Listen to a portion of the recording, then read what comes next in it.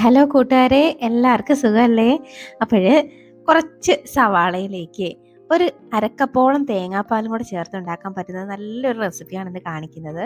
എനിക്ക് പേഴ്സണലി ഭയങ്കര ഫേവറേറ്റ് ആയിട്ടുള്ള ഒരു റെസിപ്പിയാണ് കേട്ടോ. നല്ല ടേസ്റ്റിയാണ്. ഉണ്ടാക്കാനാണെങ്കിൽ ഒരു 6-7 മിനിറ്റ് തന്നെ ധാരാളം മതിയാവും കേട്ടോ.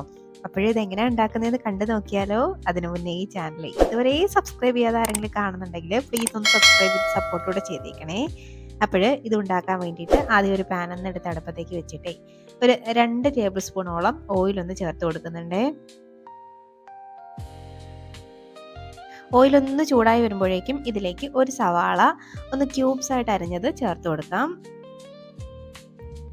ഒന്ന് ചേർത്തിട്ട് ഒന്നങ്ങ് വഴറ്റിയെടുക്കാം. ഒരുപാട് അങ്ങ് കളറൊന്നും മാറ്റിയെടുക്കണ്ട. ഈ സവാളയൊക്കെ ഒന്ന് വെന്ത് വരുമല്ലോ, അതുവരെ മതിയാവും. ഒന്ന് ട്രാൻസ്പെറൻ്റ് ആയിട്ട് വരുന്ന ആ പാകം വരെ ഒന്ന് വഴറ്റിയാൽ മതിയാവേ.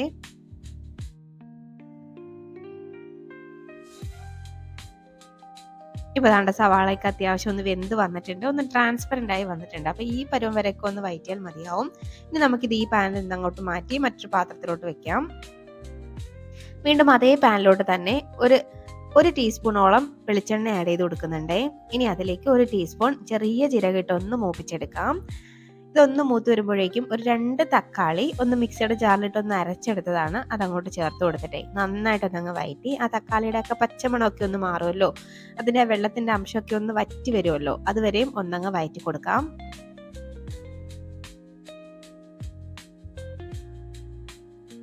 ഇപ്പോൾ ദാണ്ട് തക്കാളിയൊക്കെ നന്നായിട്ടൊന്ന് വെന്ത് ആ വെള്ളത്തിൻ്റെ അംശമൊക്കെ ഒന്ന് വറ്റി ഒന്ന് റെഡി ആയിട്ട് വന്നിട്ടുണ്ട്. അപ്പോൾ ഇതുവരെയൊക്കെ ഒന്ന് വഴറ്റിയാൽ മതിയാവും. തക്കാളിയൊക്കെ നന്നായിട്ടൊന്ന് വെന്തിരിക്കണം കേട്ടോ, പച്ചമണമൊക്കെ നന്നായിട്ടൊന്ന് മാറിയിരിക്കണേ. ഇനി ഒരു 1/4 ടീസ്പൂണോളം മഞ്ഞൾപ്പൊടിയും ഒരു 2 ടീസ്പൂണോളം മുളക് പൊടി, കാശ്മീരി ചില്ലിയാണ് ചേർക്കുന്നത്, ചേർത്തിട്ട് നന്നായിട്ടൊന്നങ്ങ് മിക്സ് ആക്കി എടുക്കാം. ആ പൊടികളുടെയൊക്കെ പച്ചമണമൊക്കെ ഉണ്ടല്ലോ, അതൊക്കെ നന്നായിട്ടൊന്ന് മാറിയിരിക്കണേ. അതുവരെയും ഒന്നങ്ങ് വഴറ്റിയെടുക്കാം. ലോ ഫ്ലെയിമിലിട്ട് ഒന്ന് വഴറ്റിയാൽ മതിയാവും.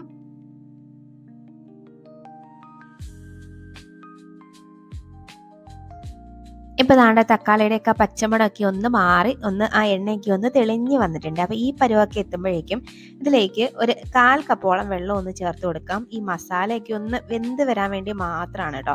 അപ്പം കുറച്ചൊന്ന് മോയ്സ്റ്റ് ആയിട്ടിരിക്കാൻ വേണ്ടിയിട്ട് ഒരു 1/4 കപ്പോളം വെള്ളം ആ തക്കാളി അരച്ച ആ മിക്സിയുടെ ജാറിലോട്ട് ചേർത്ത് കൊടുത്തിട്ട് ഒന്ന് കഴുകി അതിലേക്ക് ഒഴിച്ച് ഒന്ന് കൊടുക്കാം കേട്ടോ. ഇനി എന്നിട്ട് നന്നായിട്ടൊന്നങ്ങ് മിക്സാക്കി എടുക്കാം. ആ മസാലയായിട്ട് നന്നായിട്ടൊന്നങ്ങ് യോജിപ്പിച്ചെടുക്കാം.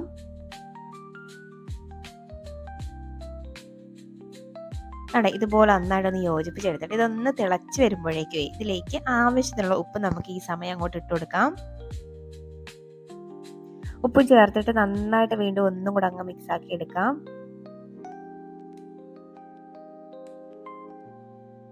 ഇതുപോലെ നന്നായിട്ടൊന്ന് അങ്ങ് മിക്സ് ആക്കി എടുത്തിട്ട് നമ്മൾ ഇതിലേക്ക് വേവിച്ച് വെച്ചേക്കുന്ന നമ്മുടെ സവാള ഉണ്ടല്ലോ, അതും കൂടെ അങ്ങോട്ട് ചേർത്ത് കൊടുക്കാവേ.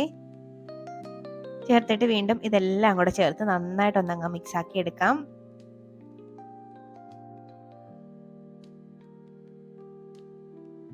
വളരെ പെട്ടെന്ന് ഉണ്ടാക്കിയെടുക്കാൻ പറ്റുന്ന ഒരു റെസിപ്പിയാണ് കേട്ടോ. നിമിഷങ്ങൾക്കുള്ളിൽ ഉണ്ടാക്കിയെടുക്കാം എന്ന നല്ല ടേസ്റ്റാണ് കേട്ടോ.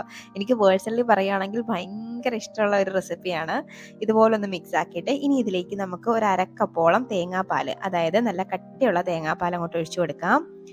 ഇനി അരക്കപ്പ് ഒരല്പം കൂടെ തേങ്ങാപ്പാൽ ഉണ്ടായിരുന്നു, അതും കൂടെ ഞാൻ ഒഴിച്ചു കൊടുക്കുന്നുണ്ട്. ചേർത്തിട്ട് നന്നായിട്ടൊന്നങ്ങ് മിക്സ് ആക്കി എടുക്കാം. ഈ സമയത്ത് ആ ഫ്ലെയിം ഒക്കെ ഒന്ന് കുറച്ച് വെച്ചേക്കണേ. ഇതുപോലെ നന്നായിട്ടൊന്നങ്ങ് മിക്സ് ആക്കി എടുത്തിട്ട് നമുക്ക് ഉപ്പൊക്കെ ഈ സമയം ഒന്ന് നോക്കാം കേട്ടോ. നോക്കിയിട്ട് ആവശ്യമുണ്ടെങ്കിൽ ഉപ്പൊക്കെ ചേർത്ത് കൊടുക്കാം.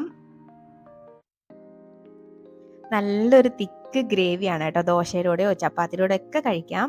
അപ്പോൾ ഞാൻ ഒരല്പം ഉപ്പും കൂടി ഇട്ട് കൊടുത്തിട്ടുണ്ടേ, ഒരല്പം ഉപ്പിൻ്റെ കുറവുള്ളതെന്ന് തോന്നിയിട്ട് വീണ്ടും ഒന്നും കൂടെ അങ്ങ് മിക്സ് ആക്കിയിട്ട് ഇനി ഒന്ന് ചെറുതായിട്ടൊന്ന് തിളപ്പിച്ചെടുക്കുക. ഒരുപാടിട്ട് തിളപ്പിക്കുകയൊന്നും ചെയ്യരുത്. ഇത് ചെറുതായിട്ടൊന്ന് തിളച്ച് വരുമ്പോഴേക്ക് ഇതിനകത്ത് ഞാൻ കുറച്ച് കസൂരി മേത്തിയും കൂടെ ഒന്ന് ഇട്ട് കൊടുക്കുന്നുണ്ട്. അപ്പോഴേ നല്ലൊരു മണമൊക്കെ അങ്ങോട്ട് വരും. അപ്പോഴേ നിങ്ങളുടെ കയ്യിൽ കസൂരി മേത്തി ഇല്ലെങ്കിൽ സാരമില്ല, ചേർക്കണം എന്നില്ല കേട്ടോ. ഉണ്ടെങ്കിൽ ഉറപ്പായിട്ടൊന്ന് ചേർത്ത് കൊടുക്കണേ. അപ്പോഴേ നമ്മുടെ കറി ഇവിടെ റെഡി ആയിട്ടുണ്ട് കേട്ടോ. അപ്പോൾ നല്ല അടിപൊളി കറിയാണ്. അപ്പോൾ നിങ്ങൾ എന്തായാലും ഒന്ന് ട്രൈ ആക്കി നോക്കണം, നല്ല ടേസ്റ്റാണ്. അപ്പോഴേ ഇനിയൊരു റെസിപ്പിയുമായിട്ട് വീണ്ടും കാണാടോ. അതുവരേക്കും ബൈ. പിന്നെ നിങ്ങൾക്ക് ഈ റെസിപ്പി ഇഷ്ടമാവുകയാണെങ്കിൽ ഒരു ലൈക്കും കൂടെ തന്നേക്കണേ. അപ്പം ഇനിയും കാണാം. Thanks for watching.